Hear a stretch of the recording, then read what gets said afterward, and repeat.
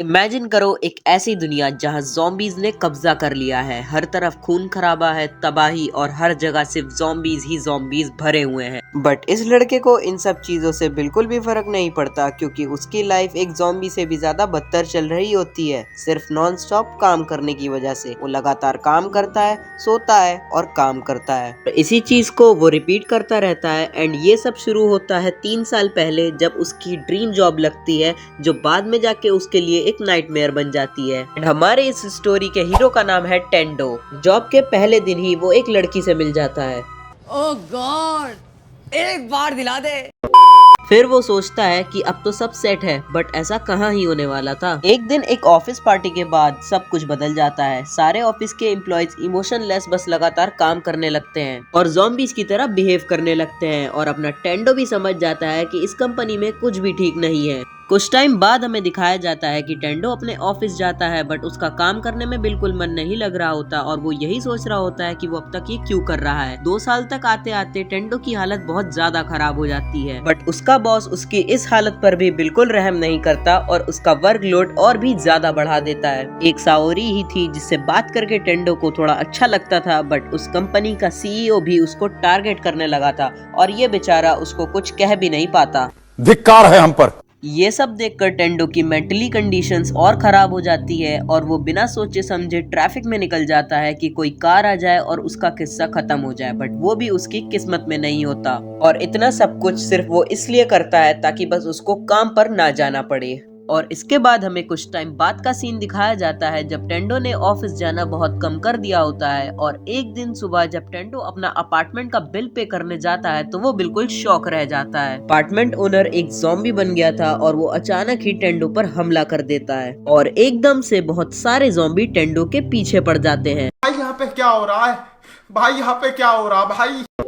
पहले तो टेंडो को कुछ समझ नहीं आता कि आखिर चल क्या रहा है, बट बाद में जाके उसको पता चलता है कि ज़ॉम्बी एपोकलिप्स हो गई है और उसके आसपास के सारे लोग मारे जा चुके हैं। इसके बाद वो जब बाहर की तरफ जाता है तो उसे एक क्रैश होता हुआ प्लेन दिखता है एंड उसे रियलाइज होता है कि सबके साथ उसका बॉस और वो सारे एम्प्लॉयज मारे जा चुके हैं। एंड इतना सब कुछ होने के बाद डरने के बजाय वो बहुत ज्यादा खुश हो जाता है। इसके बाद वो एक रूफ के ऊपर जाकर लेट जाता है और सोचने लगता है कि वो अब इतने फ्री टाइम में क्या क्या कर सकता है। कुछ देर सोचने के बाद उसे साओरी का ख्याल आता है और एक साइकिल लेकर वो उससे मिलने चला जाता है और पूरे रास्ते वो यही सोच रहा होता है कि शायद वो इन सब चीजों से बच गई हो और शहर में हमें बस तबाही ही दिख रही होती है और हर जगह बस ज़ॉम्बीज़। शाम हो जाती है और टेंडो साओरी के घर पहुंच गया था और वो प्रैक्टिस करने लगता है कि उसे उससे क्या कहना है, बट वो जैसे ही उसके घर का दरवाजा खोलता है वो देखता है कि उसके कंपनी का सीईओ वहाँ पहले से ही आ चुका था और वो एक ज़ॉम्बी बन गया था। गुस्से में वो उसे धक्का दे देता है और देखता है कि साओरी भी एक ज़ॉम्बी बन गई थी। ये देखकर वो बहुत ज्यादा उदास हो जाता है। एक लड़की जिसको वो पसंद करता था अब वो भी नहीं रही। वो उसे अपनी पूरी दिल की बात कहकर वहां से चला जाता है ताकि वो उसका खाना ना बन जाए। रात हो जाती है और टेंडो एक जगह बैठकर सोच रहा होता है ऐसे टाइम पर वो कभी भी मारा जा सकता है, तो वो उठकर एक स्टोर की तरफ जाता है और एक बकेट लिस्ट बनाता है ताकि वो जो कुछ भी करना चाहे उसमें लिख दे।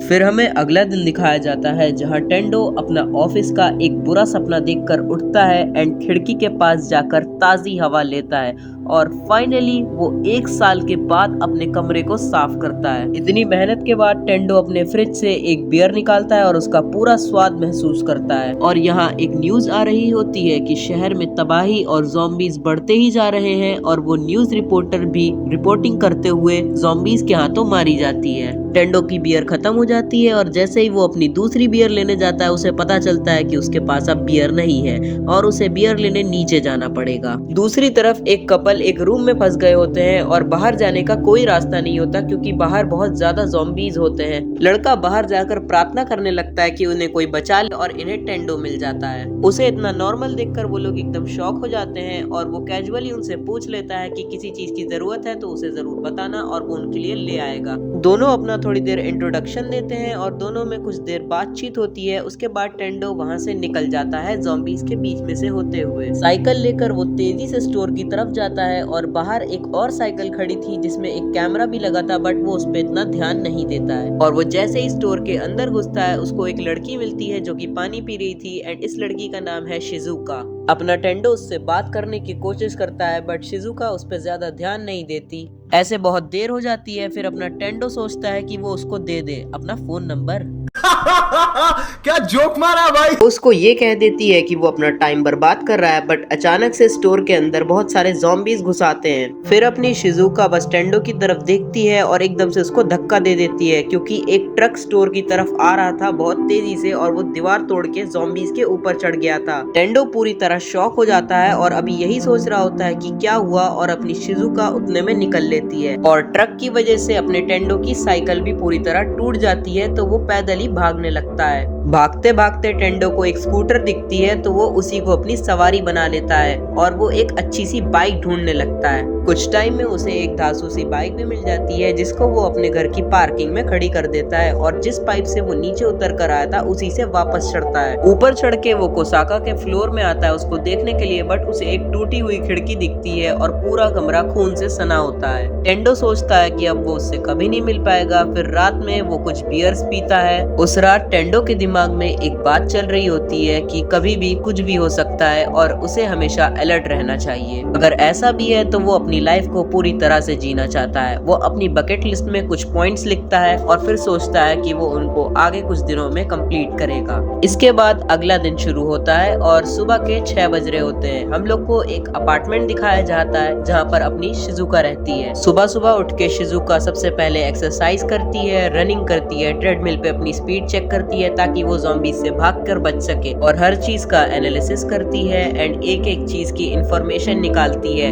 ज़ॉम्बीज की मूवमेंट, वो कितना तेज भागते हैं, इंपॉर्टेंट चीजों को नोट करने के साथ साथ वो ज़ॉम्बीज पर भी नजर रखती है। पर शिजुका थोड़ी देर बाद टेंडो के बारे में सोचने लगती है और उस जगह पर जाती है जहाँ वो लोग लास्ट टाइम मिले थे, जहाँ पर ट्रक क्रैश हुआ था। और सब चीजों का जायजा लेने के बाद वो अपनी साइकिल लेकर वहां से निकल जाती है अपने अपार्टमेंट की तरफ।